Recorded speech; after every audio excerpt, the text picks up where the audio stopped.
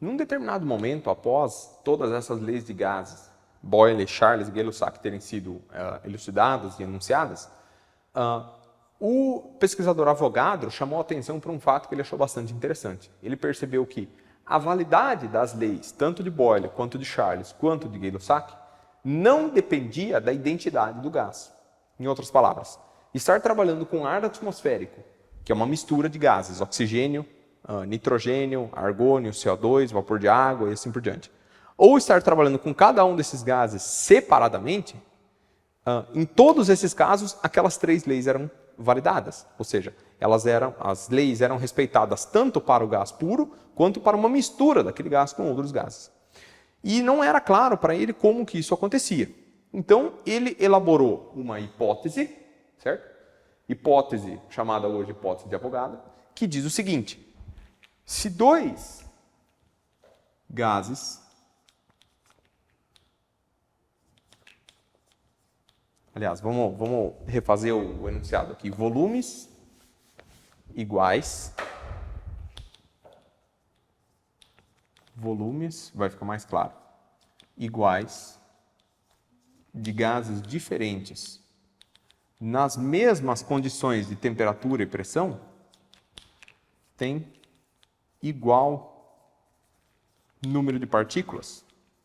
Então vamos pensar por que ele disse isso.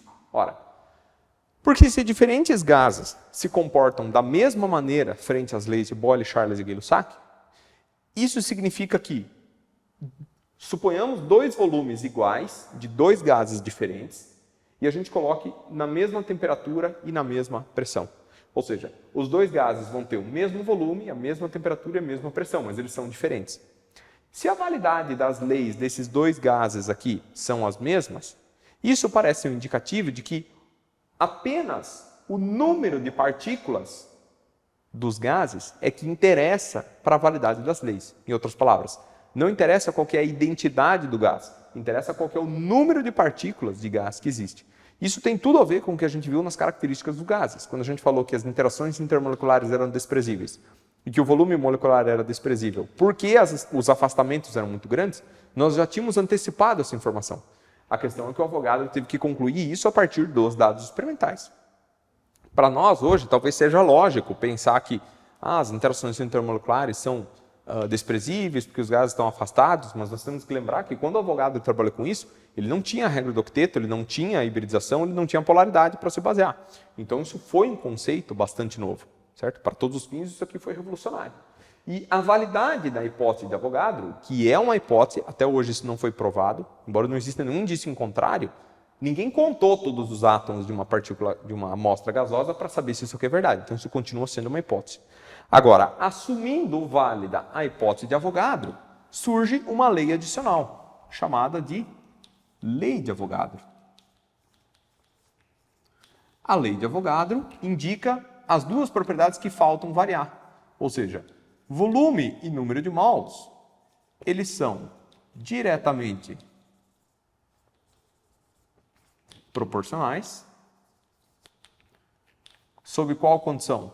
Sob temperatura e pressão constantes. Exatamente as 2 coisas que foram mantidas constantes aqui, se eu manter aqui, à medida que eu aumento o número de mols, eu aumento o volume do sistema. É claro, todos nós já vimos isso acontecer. Se você pega um balão de festa, daqueles de festa infantil, à medida que você assopra aquele balão, ele vai ficando cada vez maior. Por que ele fica maior? Porque o assoprar introduz mais gás dentro do balão. Pelo fato da superfície do balão ser de borracha, ele pode se expandir, de modo que ele mantém sempre a sua pressão constante. À medida que você colocou mais gás, a pressão aumenta, mas daí o balão se expande e a pressão volta para o valor onde ela estava. A temperatura do balão também não muda, o balão não esquenta à medida que você enche ele. Então isso significa que a única coisa que pode estar variando dentro daquele balão de festa é volume e número de mols. À medida que um cresce, o outro também cresce e crescem proporcionalmente um em relação ao outro.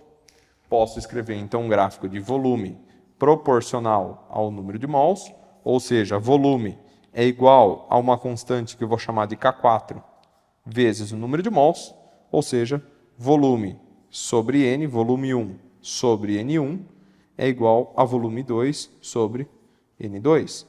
Ou seja, à medida que eu mudo a quantidade de gás dentro de um sistema, se eu tiver T e P constantes, eu mudo o volume daquele sistema. Mesma situação dos casos anteriores.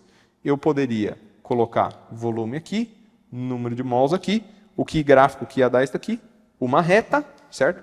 Isso daqui é uma equação de reta, y é igual a vezes x, v no y, n no x, e esta inclinação aqui, que é o nosso K4, depende de quais valores? Depende da temperatura e da pressão que eu estou considerando. Se eu mudar a temperatura e pressão, eu vou ter diferentes inclinações para essa reta, mas em todos os casos serão retas. Esse que é o ponto importante. Então, a lei de Avogadro, ela é válida sob a condição de validade da hipótese de Avogadro. Mas, tendo em vista que tudo isso funciona desde a época do Avogadro até hoje, não parecem haver indícios sérios de que isso esteja errado.